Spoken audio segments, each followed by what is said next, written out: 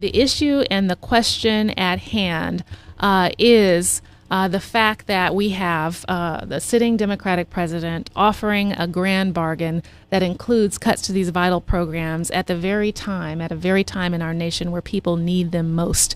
And future populations, future generations will need this. The younger populations will need these programs, even though the Fix the Debt Coalition is arguing that these programs steal from the young. What's the real deal, Nancy? As I say, the real deal is that Social Security and Medicare transformed our nation. Prior to the enactment of Social Security, every state but New Mexico literally had poorhouses, and they were inhabited by older people. It sounds like Charles Dickens, but it was the way this country was. Social Security and Medicare have been extremely important in building the middle class. We should be expanding those programs given what's happened in the private sector, private pensions. I don't know if you know, Ernie, but the congressman actually suggested before the break that Democrats who actually support any deal that includes cutting Social Security and Medicare benefits, implementing the chain CPI, they should be primaried. So from a grassroots perspective, what do you think of that possibility? I think they're going to face very unfriendly crowds if they do this. You know, I've been working in the senior movement for over 20 years, and many times I was the guy that got the phone calls when something would change or something would go wrong in whatever organization I was in. And the most passionate phone calls I would get was, why didn't I get a COLA increase? From people, from seniors who were middle class, from all over the country. And the point is that there's a sense of people never believe it's a system. They always believe that politicians voted to not give them their cost of living. And what we would answer on that question would be, well, no, it's because of the formula. It's because of other sorts of factors. But now the only answer will be that they voted to take it away or to lower it.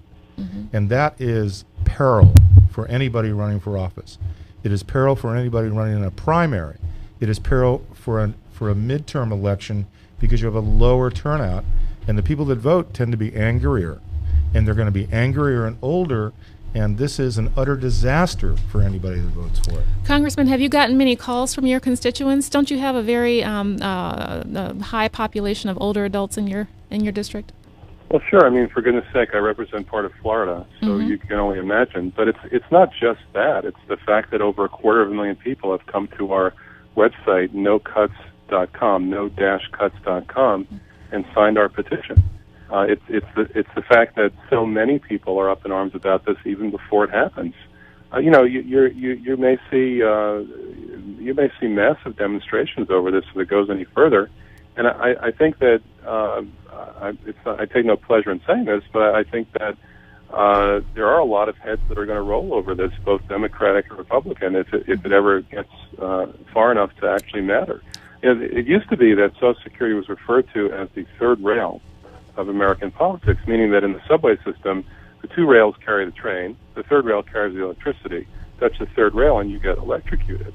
Mm-hmm. And now people are dancing on the third rail. Mm-hmm. So I've never seen anything like this before. I mean, whatever it is that the Tea Party was angry about, and I'm still not sure what they were angry about, it'll be nothing compared to this. Ernie, then Nancy. Well, just real quick, and it's such a breaking of Congressman, thank you for those comments, but it's also want to add that it's such a breaking of trust. I mean, people depend, many folks won in this past election based on protecting Social Security. Mm-hmm. And to go in this direction is not only wrong, it's not only bad policy, it's a breaking of a promise and breaking of trust. Mm-hmm.